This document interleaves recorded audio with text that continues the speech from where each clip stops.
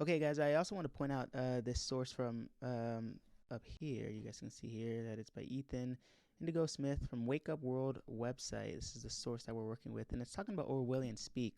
And the question is, what can 1984 teach us about modern day? If you don't know, 1984 was a book. It's kind of dystopian, um, I don't know, horror in my opinion, but teaches us that was written back in I think maybe the 50s. I don't know when exactly it was written. All I know is that I did read it, and or excuse me, I listened to it on audiobook, and it has some things to show us about the world, about modern day, about politics, about how things work. Well, first thing it teaches us is by the expressiveness of human language. We don't realize how much the words have power in this universe. Words, speak have so much power. Even the Bible says that there's power in the tongue, right? Power in the tongue. Life and death, the blessings of life and the curse of death are on the tongue. And it's like it's like a rudder. And so Orwellian, they have this thing called newspeak in the book, and it is essentially a narrowed by that it's language that has been narrowed by ruling institutions in a way that limits individual expression.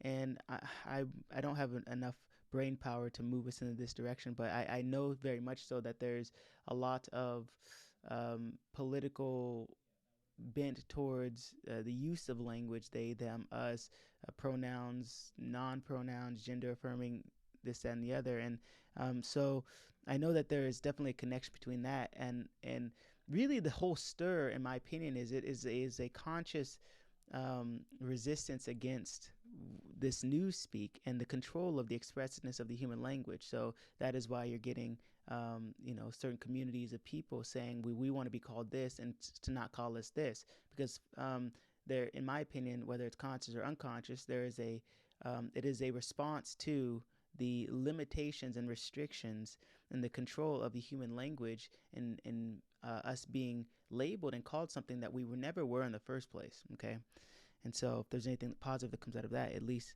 um, there's a good there's that.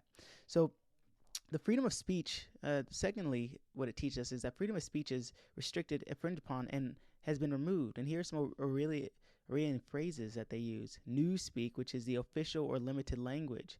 There are certain languages that you can use, there's certain that you can't.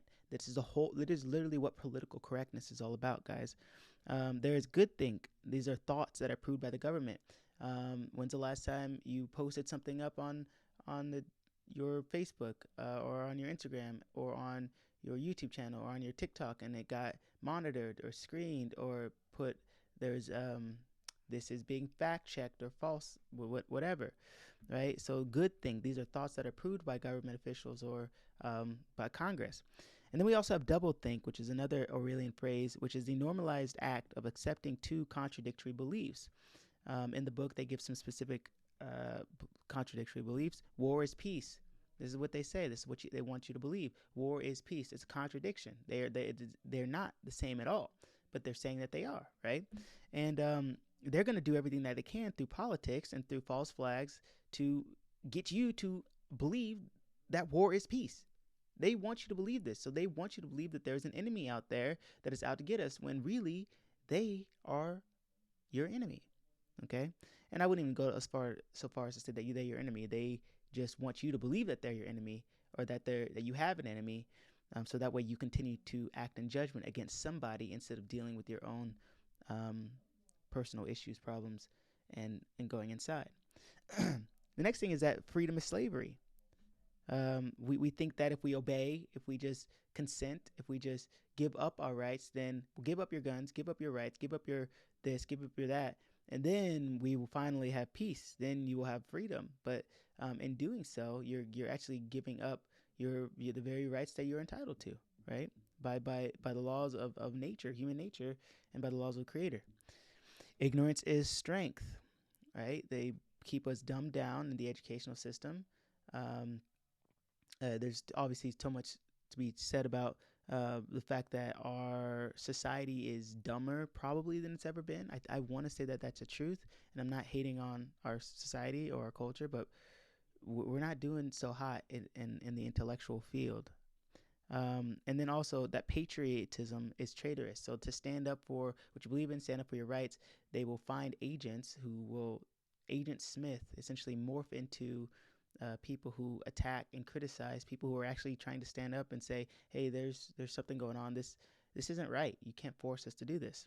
So control of language and the commercialization of language is how they do that. Okay, and you'd be surprised at how even much so it is like something as simple as the word racist. You want to know that that's a commercialized term, racist, and then they want you to use this term because it continues to perpetuate a separation of something that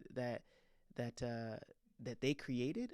This false idea between that there's a black race and a white race, or you think that people created that?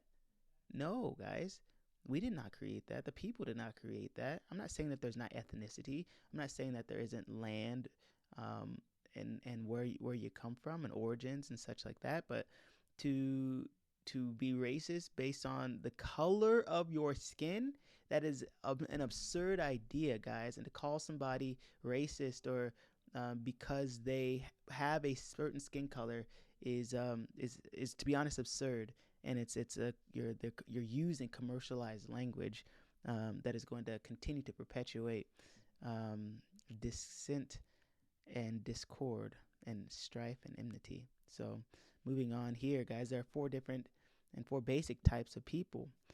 We have idiots who refuse information, zealots who blindly refute information. We have elitists who misuse information, and then we have patriots who try and distribute information. Okay, idiots avoid all new pertinent information in order to maintain their perspective, and they never question the status quo. You might have some people like that in your family, in your circle of friends. I think everybody does. Everybody has.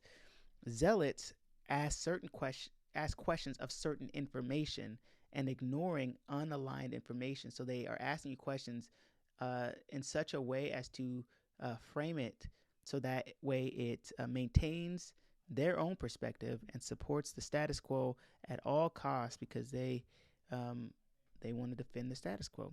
Elitists ask question information in order to manipulate and gain and reap gains off of those who don't know, benefiting from the status quo. So these are people, they're the elitists. They're the types of people who ask questions, trying to gain and benefit from people who are ignorant of the information.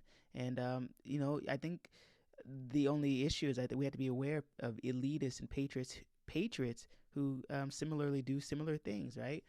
Gatekeeping information or hiding behind a paywall. Not that I'm saying that people, that information that you have worked for and compiled together and done is not can't be profited off of, but there are people who are benefiting from the status quo based on the ignorance of other people and are more focused on commercial gain and more focused on gaining from people who offer information out there. And then there are patriots who question info to educate themselves and to share with others to enhance the lives and progress beyond the status quo. So these are the four basic types of people, and here's what we can learn from the Orwellian Speak, and why language is super important, and why, as we talked about on our last one, we should always reference law dictionaries, case law books, legal citations, legal history books, and documented legal treaties. We should know on a legal basis what our terms mean, and then also we define the etymon, the true meaning of words, so that way we don't get caught using commercialized terms, believing that they mean one thing, but in reality they mean something completely different. Much love, you guys. Thank you so much for watching. We'll see you on the next one.